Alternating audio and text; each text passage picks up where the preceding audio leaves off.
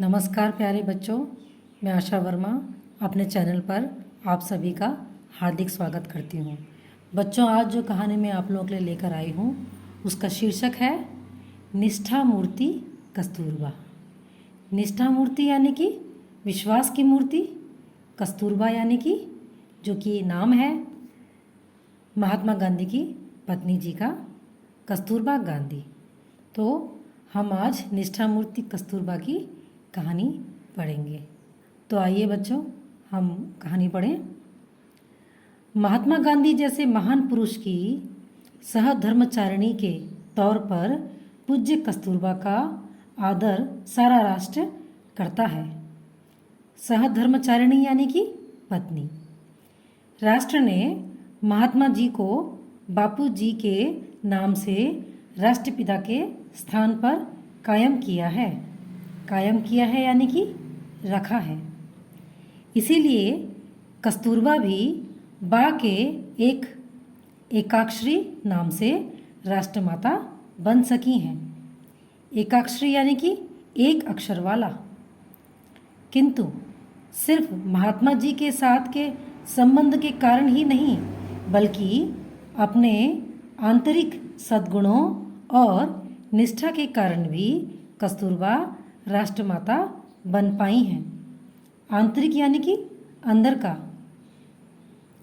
चाहे दक्षिण अफ्रीका में हो या हिंदुस्तान में, सरकार के खिलाफ लड़ाई के समय जब जब चारित्र्य का तेज प्रकट करने का मौका आया, कस्तूरबा हमेशा इस दिव्य कसौटी से सफलतापूर्वक पार हुई हैं। दिव्य कसौटी यानी कि चमत्कारी परख से।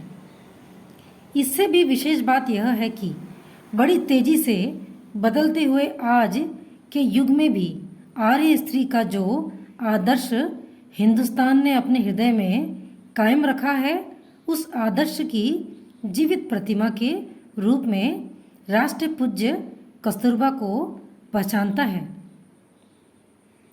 इस तरह की विविध दिव्य अलौकिक योग्यता के कारण आज सारा राष्ट्र कस्तूरबा की पूजा करता है। विविध दिव्य अलौकिक योग्यता का अर्थ है अलग अलग अद्भुत काबिलियत होना। कस्तूरबा अनपढ़ थीं। हम यह भी कह सकते हैं कि उनका भाषा ज्ञान सामान्य देहाती से अधिक नहीं था।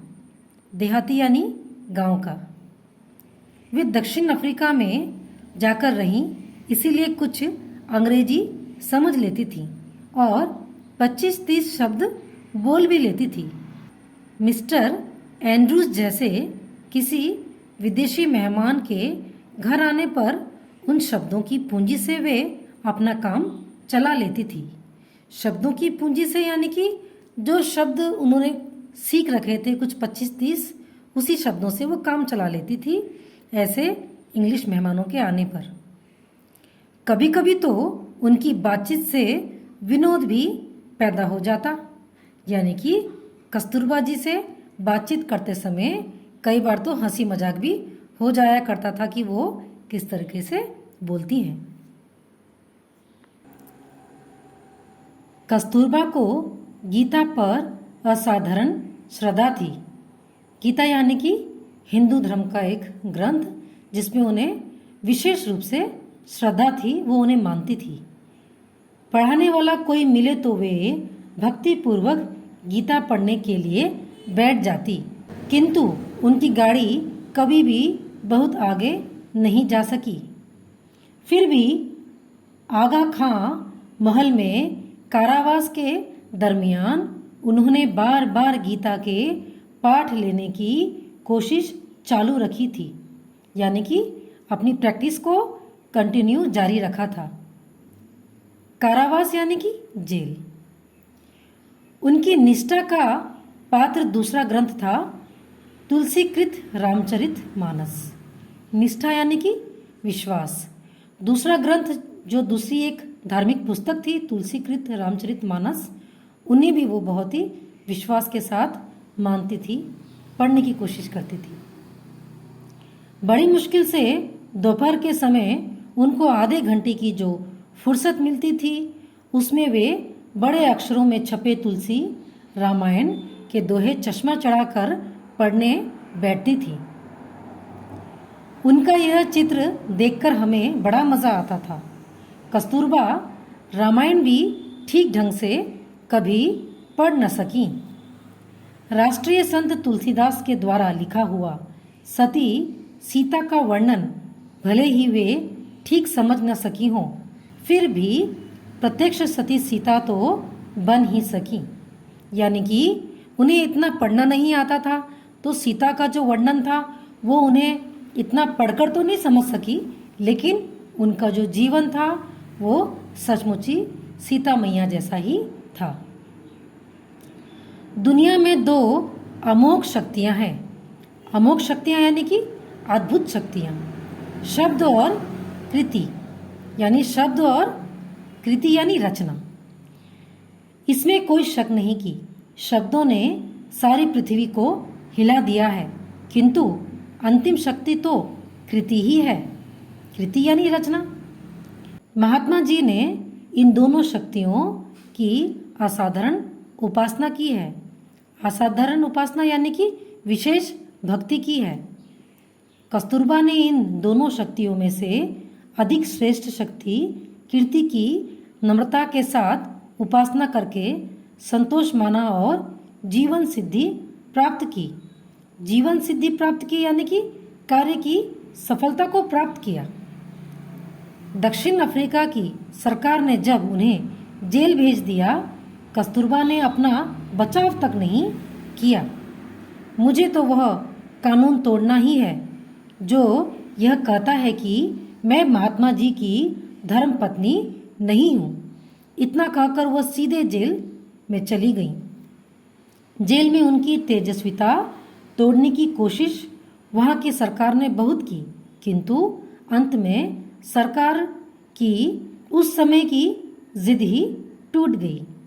तेजस्विता यानी कि चमक, जो उनके अंदर चमक थी, जो उनके अंदर दृढ़ संकल्प था, वही। कस्तूरबा की परीक्षा केवल सरकार ने ही ली हो ऐसी बात नहीं है। खुद महात्मा जी ने भी कई बार उनसे कठोर और मर्मस्पर्शी बातें कही। मर्मस्पर्शी यानी कि दिल को लग जाने वाली, दिल को छू लेने वाली। तब भी उन्होंने हार कबूल नहीं की। पति का अनुसरण करना ही स्त्री का कर्तव्य है। अनुसरण यानी कि पति को फॉलो करना ही। ऐसी अपनी निष्ठा के कारण मन में किसी भी प्रकार संदेह लाए बिना वे धर्म के मामले में पति का अनुसरण करती रही। निष्ठा यानी विश्वास। संदेह लाए बिना यानी बिना किसी शंका के, बिना किसी चीज़ के शक किए वो अपने पति को ही फॉलो करती रही। कस्तूरबा के प्रथम दर्शन मुझे शांति निकेतन में हुए। सन 1915 के प्रारंभ में जब महात्मा जी वहाँ पधारे, तब स्वागत का शुभारंभ पूरा होते ही सब लोगों ने सोने की तैयारियां की। पधारे यानी कि आए। आंगन के बीच एक चबूतरा था। चबूतरा यानी कि खुली जगह, चौड़ी जगह। महात्मा जी ने कहा, हम दोनों यहीं सोएंगे। अगल बगल में बिस्तरे बिछाकर बापू और बा सो गए और हम सब लोग आंगन में आसपास अपने बिस्तरे बिछाकर सो गए। उस दिन मुझे लगा मानो हमें आध्यात्मिक माता पिता मिल गए हैं। आध्यात्मिक यानी कि ईश्वर से संबंध रखने वाले।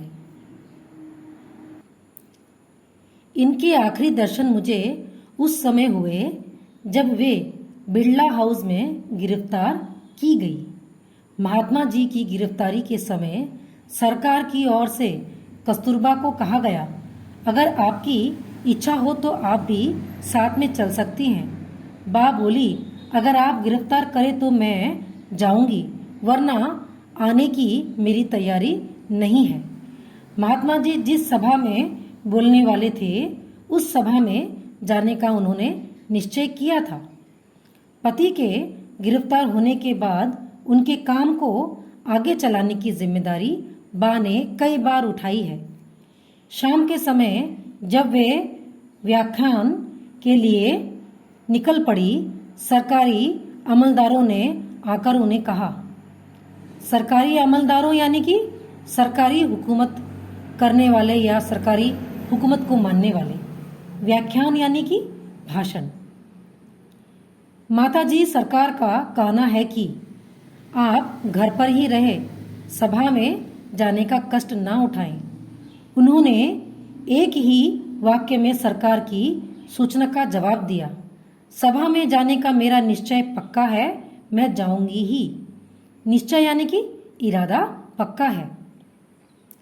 आगा खां महल में खाने पीने की कोई तकलीफ नहीं थी।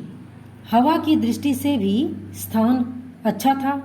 महात्मा जी का साथ तो था, किंतु कस्तूरबा के लिए यह विचार ही असह्य हुआ कि मैं कैद में हूँ। असह्य यानी कि जो सहने योग्य ना हो। उन्होंने कई बार कहा, मुझे यहाँ का निवास कतई नहीं चाहिए, यानी मुझे यहाँ बिल्कुल नहीं रहना है। मुझे तो सेवाग्राम की कुटिया ही पसंद है। सेवाग्राम महाराष्ट्र में एक गांव है जिसे गांधी जी ने बसाया था और वहाँ पे गांधी जी की एक कुटिया है। सरकार ने उनके शरीर को कैद रखा, किंतु उनकी आत्मा को वह कैद सहन नहीं हुई। यानी कि कस्तूरबा अंग्रेजी सरकार के जेल में तो कैद हो गई, लेकिन जो उनके शरीर के अंदर आत्मा थी वह कैद नहीं हो सकी। जिस प्रकार पिंजड़े का पक्षी प्राणों को त्याग करके बंधन मुक्त हो जाता है, उसी प्रकार कस्तूरबा ने सरकार की कैद में अपना शरीर छोड़ा और स्वतंत्र हो गई। यानी कि सरकार की जो जेल थी, सरकार की जो कैद थी, उसमें अपने शरीर को छोड़कर वो स्वतंत्र हो गई, यानी मृत्यु को प्राप्त हो गई। उनके इस मूक किंतु तेजस्वी बलिदान के कारण विदेशी साम्राज्य की नींव ढीली हुई और हिंदुस्तान पर उनकी हुकूमत कमज़ोर हुई। मूक यानी कि चुप रहकर जो खामोशी के साथ जो करते हैं। तेजस्वी यानी कि शानदार बलिदान। इससे क्या हुआ कि अंग्रेजी सरकार की जो हुकूमत थी वो हिंदुस्तान में ढीली पड़ने लग गई। आश्रम में कस्तूरबा हम लोगों के लिए माँ के समान थी। वात्सल्य हमें बा से ही मिलता था। वात्सल्य यानी कि माता पिता का जो प्रेम होता है। कई बार वे आश्रम के नियमों को ताक पर रख देती, यानी कि आश्रमों के नियमों का अनादर करती, इग्नोर कर देती। आश्रम के बच्चों को जब भूख लगती थी तब उनकी बात बा ही सुनती थी। नियमनिष्ठ लोगों ने बा के खिलाफ कई बार शिकायतें करके देखी। नियमनिष्ठ यानी कि नियम को मानने वाले, किंतु महात्मा जी को अंत में हार खाकर निर्णय देना पड़ता। यानी कि जो नियमनिष्ठ लोग थे वो बा के विरुद्ध कंप्लेन कर देते थे कि बा आश्रम के नियमों को नहीं मानती, तो जिस वजह से महात्मा गांधी भी कई बार हार जाते थे और उनको अपना विचार देना पड़ता था कि अपने नियम बा पे लागू नहीं होते। वो ये कहते थे कि हमारे जो आश्रम के नियम हैं वो बा पर लागू नहीं होते, यानी वो अब इन्हें फॉलो ना भी करे तो हम कुछ नहीं कर सकते। आश्रम में चाहे बड़े बड़े नेता आए या मामूली कार्यकर्ता आए, उनके खाने पीने की पूछताछ अत्यंत प्रेम के साथ यदि किसी ने की है तो वह पूज्य कस्तूरबा ने ही। कार्यकर्ता यानी कि छोटे मोटे कर्मचारी अत्यंत प्रेम से, यानी बहुत ही प्रेम के साथ। आलस्य ने तो उनको कभी छुआ तक नहीं। बा आश्रम की रसोई में जाकर काम करने लग जाती। जब आखिर में उनके हाथ पांव थक गए थे, शरीर जीर्ण शीर्ण हुआ था, यानी जर्जर अवस्था का बूढ़ा हो गया था, मुंह में एक भी दांत नहीं बचा था, आंखें निस्तेज हो गई थी, यानी कमजोर हो गई थी, तब भी वे रसोई में जाती और जो काम बन सके आस्थापूर्वक करती, यानी विश्वास के साथ करती। मैं जब उनसे मिलने जाता और वे खाने के लिए मुझे कुछ देती, तब छोटे बच्चों की तरह हाथ फैलाने में मुझे असाधारण धन्यता का अनुभव होता था, यानी कि विशेष खुशी की एक फीलिंग आती थी मन में, बहुत अच्छा अनुभव होता था। वे भले ही अशिक्षित रही हों, किंतु देश में जो चल रहा है उसकी सूक्ष्म जानकारी वे प्रश्न पूछ कर या अखबारों पर नज़र डालकर प्राप्त कर ही लेती थी। सूक्ष्म जानकारी यानी कि बहुत ही मामूली जानकारी। महात्मा जी जब जेल में थे तब 2-3 बार राजकीय परिषदों का या शिक्षण सम्मेलनों के अध्यक्ष का स्थान कस्तूरबा को लेना पड़ा था, यानी राजकीय परिषदों यानी कि स्टेट काउंसिलों का, या फिर शिक्षण सम्मेलन यानी कि शिक्षा को बेहतर बनाने की जो नीति होती थी उसके लिए उन्हें अध्यक्ष यानी कि मुखिया बनना पड़ता था। उनके अध्यक्षीय भाषण लिख देने का काम मुझे करना पड़ता था। मैंने उनसे कहा, मैं अपनी ओर से एक भी दलील भाषण में नहीं लाऊंगा। दलील भाषण में लाना यानी कि मैं अपने तरफ से कोई भी तर्क वितर्क यानी बहस नहीं लिखूंगा। आप जो बतावेंगी मैं ठीक भाषा में लिख दूंगा। हाँ ना कहकर वे अपने भाषण की दलीलें मुझे बता देती। उस समय उनकी वह शक्ति देख कर मैं चकित हो जाता, यानी हैरान हो जाता कि वो अनपढ़ होकर भी इतना अच्छा भाषण लिखवा सकती हैं। मुख्य भाषण किसी से लिखवा लेना आसान है, लेकिन सभा जब समाप्त होती है तब उसका अंत हर एक को अपनी तुरंत बुद्धि से करना पड़ता है। तुरंत बुद्धि यानी कि फटाफट समझ लेने वाली जो बुद्धि होती है। अंत के उनके भाषण की भाषा बहुत ही आसान होती थी, किंतु अंत परिपूर्ण सिद्ध होता था, यानी कि भाषण को लिखवाते समय जो भाषण वो लास्ट में भी जो लिखवाती थी, जो एंडिंग करती थी, वो भी बहुत ही मीनिंगफुल होता था। उनके इन भाषणों में परिस्थिति की समझ, भाषा की सावधानी आदि गुण उत्कृष्टता से दिखाई देते थे, यानी अच्छी तरह से दिखाई देते थे। आज के ज़माने में स्त्री जीवन संबंध के अपने आदर्श हमने काफ़ी बदल लिए हैं। आज कोई स्त्री अगर कस्तूरबा की तरह अशिक्षित रहे और किसी तरह महत्वाकांक्षा का उदय उसमें न दिखाई दे तो हम उसका जीवन यशस्वी या कृतार्थ नहीं कहेंगे। महत्वाकांक्षा यानी कि बड़े बनने की इच्छा। जब कस्तूरबा की मृत्यु हुई, पूरे देश ने स्वयं स्फूर्ति से उनका स्मारक बनाने का तय किया और सहज इकट्ठी न हो पाए इतनी बड़ी निधि इकट्ठी कर दिखाई। यानी कि कस्तूरबा जी के मृत्यु के बाद उनके लिए एक स्मारक यानी एक याद करने का एक चिन्ह बनाने के लिए बहुत ही जल्दी इतनी धन की इकट्ठा कर ली कि जो सहज ही नहीं हो सकती थी। यह सब श्रेष्ठता या महत्ता कस्तूरबा में कहाँ से आई?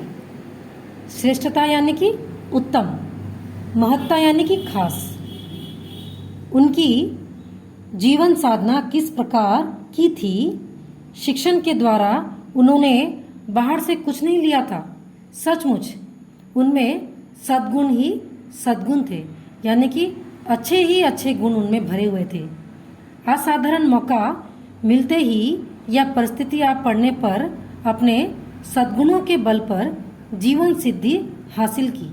जीवन सिद्धि हासिल करना यानी कि कार्य की सफलता को हासिल करना। सती कस्तूरबा सिर्फ अपने संस्कार बल के कारण पति सेवा और कुटुंब के प्रति प्रेम को निभा सकी और तेजस्विता के कारण ही महात्मा जी के महात्म्य की बराबरी में आ सकी। कुटुंब यानी कि परिवार। तेजस्विता यानी कि तेजस्वी होने के भाव। महात्मा यानी कि महिमा। आज हिंदू, मुस्लिम, पारसी, सिख, बौद्ध, ईसाई आदि अनेक धर्मी लोगों का यह विशाल देश अत्यंत निष्ठा के साथ कस्तूरबा की पूजा करता है। स्वतंत्रता के पूर्व की शिवरात्रि के दिन उनका स्मरण करके हम सब अपनी अपनी तेजस्विता को अधिक तेजस्वी बनाते हैं। स्मरण यानी कि याद करके, तेजस्विता यानी कि चमक, तेजस्वी यानी कि उज्जवल। तो बच्चों ये कहानी यहीं ख़त्म होती है। इसके लेखक है काका कालेलकर। बच्चों इस कहानी का मूल संदेश यही है कि हमें भी निष्ठा मूर्ति कस्तूरबा गांधी जी के आदर्शों से प्रेरणा लेते हुए दूसरों के सुख दुख में समान रूप से भागीदारी होना चाहिए। तो बच्चों यदि ये कहानी आप लोगों को अच्छी लगती है तो इसे लाइक करें और शेयर करें। धन्यवाद।